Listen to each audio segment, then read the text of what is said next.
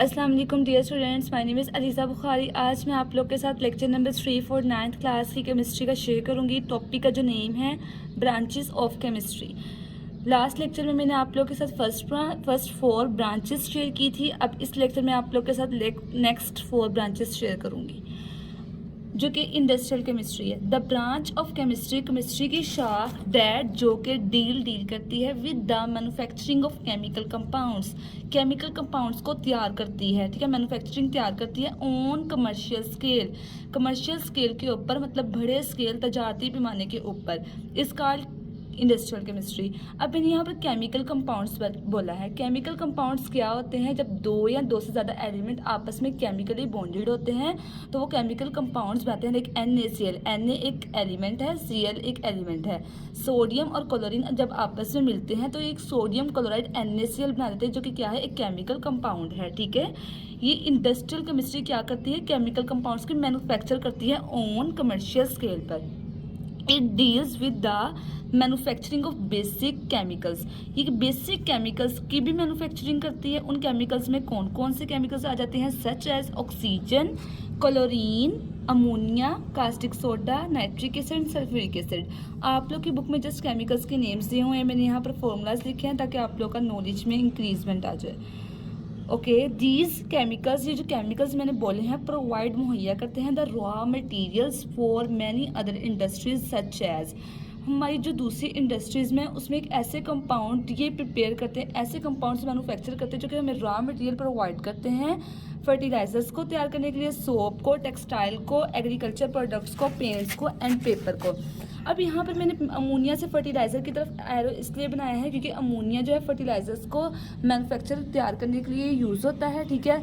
Fertilisers को हम लोग यूज़ करते हैं प्लांट्स की क्रॉप्स की ग्रोथ के लिए, ठीक है। सोप का तो आपको पता है डिटर्जेंट वगैरह है, टेक्सटाइल क्लॉथ्स वगैरह, एग्रीकल्चर प्रोडक्ट्स, इसमें भी खाद्य वगैरह रहती है, पेंट्स का भी पता है, and papers etcetera. Next branch है न्यूक्लियर केमिस्ट्री। न्यूक्लियर केमिस्ट्री क्या है? Nuclear chemistry is the branch of chemistry, ये केमिस्ट्री की शाख है डैट जो कि डील करती है with the radioactivity, nuclear processes and properties. ये radioactivity nuclear processes and properties को डील करती है। रेडियो एक्टिविटी क्या होती है? Highly unstable atom. हम नेचर में ना हाईली अनस्टेबल एटम पाए जाते हैं। अनस्टेबल का मतलब ये है कि ये फौरन रिएक्शन कर लेता है, ठीक है। अनस्टेबल एटम वो वाले एटम जो फौरी तौर पर रिएक्शन कर लेते हैं, ठीक है। हाई अनस्टेबल उनको बोलते हैं, नेचर में पाए जाते हैं, लाइक यूरेनियम। अब लाइक मैंने यूरेनियम की एग्जांपल ली है। यूरेनियम एक हाईली अनस्टेबल एक एटम है, ठीक है। जब ये अपने आप को स्टेबल करने के लिए अपने अंदर से रेडिएशंस को एमिट करता है, खारिज करता है, ठीक है।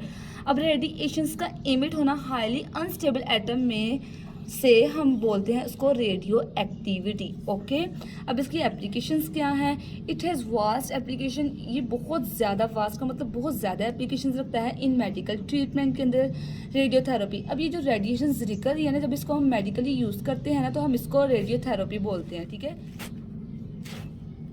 मेडिकल ट्रीटमेंट में रेडियोथेरेपी का यूज़ किस तरह से होता है? लाइक कैंसर्स में जब हम सेल्स की अनकंट्रोल्ड डिवीजन होती है, उस कैंसर सेल्स के अनकंट्रोल्ड डिवीजन को कंट्रोल करने के लिए हम लोग रेडिएशंस को एमिट करते हैं, रेडियोथेरेपी जिसे बोलते हैं। ये इसलिए वो कंट्रोल करने के लिए होता है रेडियोथेरेपी मेडिकल ट्रीटमेंट में। उसके अलावा प्रिजर्वेशन ऑफ फूड की हिफाजत करने के लिए भी यूज़ होता है। नेक्स्ट मेरी ब्रांच है इन्वायरमेंटल केमिस्ट्री। इन्वायरमेंटल केमिस्ट्री क्या है? It is the branch of chemistry, chemistry की शाख है इन विच, जिसमें वो हम स्टडी करते हैं about components of the environment, environment के कंपोनेंट्स की, and the effect of human activities on the environment, और इन्वायरमेंट पर ह्यूमन एक्टिविटीज़ का क्या इफेक्ट है, ठीक है।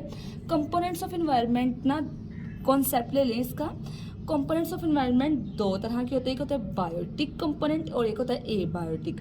बायोटिक के नाम से पता चल रहा है कि लिविंग, जिंदा जानदार, लिविंग ऑर्गेनिजम्स, और एबायोटिक होते हैं नॉन लिविंग ऑर्गेनिजम्स, ठीक है।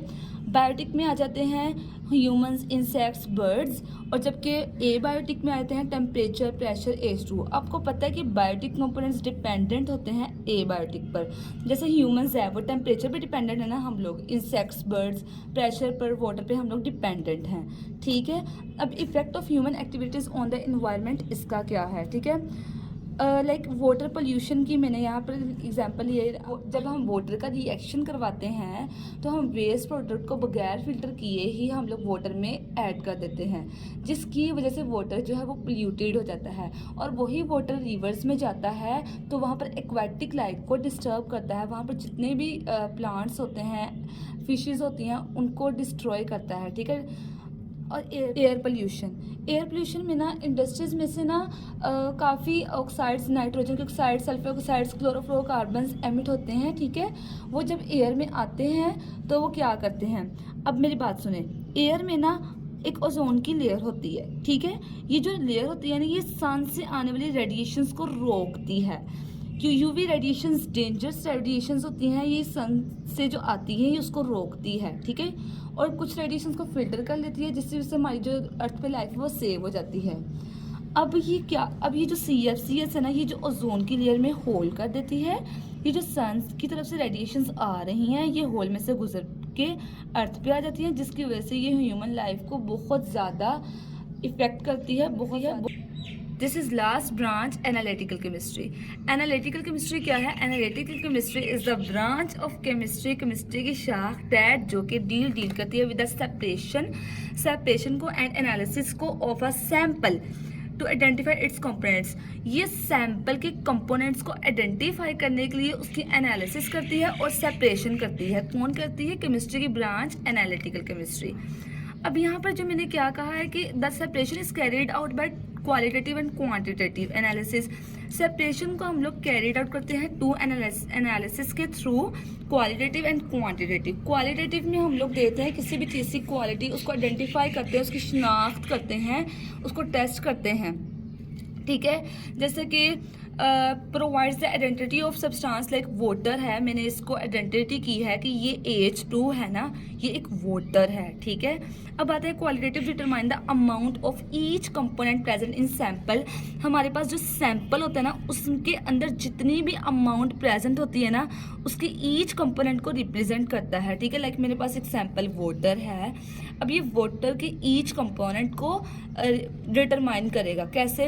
ये कहेगा कि ये जो वाटर है ना, इसमें 2 हाइड्रोजन है और 1 ऑक्सीजन है, ये इसकी क्वांटिटी बताएगा, ठीक है। ये इसे बोलते हैं क्वांटिटेटिव एनालिसिस। स्कोप क्या है इसका?